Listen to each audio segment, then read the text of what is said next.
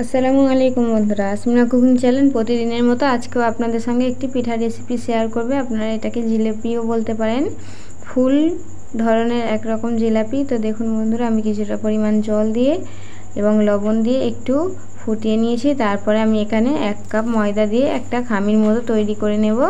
তো দেখুন বন্ধুরা, খামিরটা আমি একটা প্লেটে ঢেলে নিয়ে হাত দিয়ে অল্প অল্প করে মেখে একটা ডো তৈরি করে নেব। ডোটা তৈরি করা হয়ে গেলে আমি ডোটা কিছুক্ষণ রেস্টে দিয়ে আমি আখের গুড় দিয়ে একটা শিরা তৈরি করে নেব। এখানে আমি আখের গুড় নিয়েছি, আপনারা চাইলে ভেলি গুড় নিতে পারেন। তো দেখুন বন্ধুরা, এখানে আমি 100 পরিমাণ আখের গুড় নিয়েছি এবং 1 বাটি জল দেব, দিয়ে আমি গুড়টা ভালো করে ফুটিয়ে একটা শিরা তৈরি করে নেব। খুব সহজে এই পদ্ধতিটায় যদি আপনারা বাড়িতে এই জিলাপিটা তৈরি করে খেতে পারেন, দেখবেন খুব ভালো লাগবে এবং বাড়িতে তৈরি করা জিনিস খুবই ভালো লাগবে।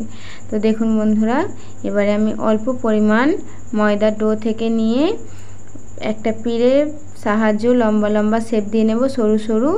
এই সরু শেপ দিয়েই ফুলগুলো তৈরি হবে। আপনাদেরকে দেখিয়ে দিই কেমন করে ফুলটা আপনারা বানাবেন। দেখতেই পাচ্ছেন, ঠিক এই রকমভাবে একের পর এক চাপ দিয়ে একটা করে রিং তৈরি করে নেবেন। দেখবেন ফুলগুলো অনায়াসে খুব সহজে তৈরি হয়ে যাচ্ছে।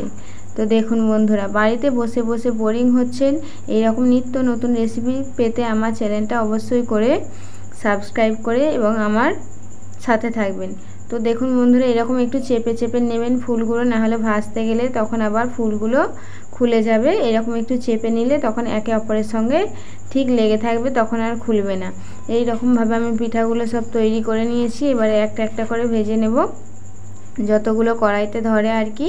তো আমার তেল গরম হয়ে গিয়েছে, এখানে হালকা তেল গরমে আপনারা ফুলগুলো ভাজবেন। একেবারে গরমে দিলে তাহলে দেখবেন ফুলগুলো কালার চলে এসেছে কিন্তু ভিতরে কাঁচা থেকে গেছে। এবারে ফুলগুলো ভাজা হয়ে গেলে আমি তুলে নিয়েই শিরাতে ডুবিয়ে রেখেছিলাম 1 ঘন্টা পর আপনাদের সঙ্গে শেয়ার করছি। দেখুন বন্ধুরা, কতটা ফুলে মোটা মোটা হয়ে গিয়েছে।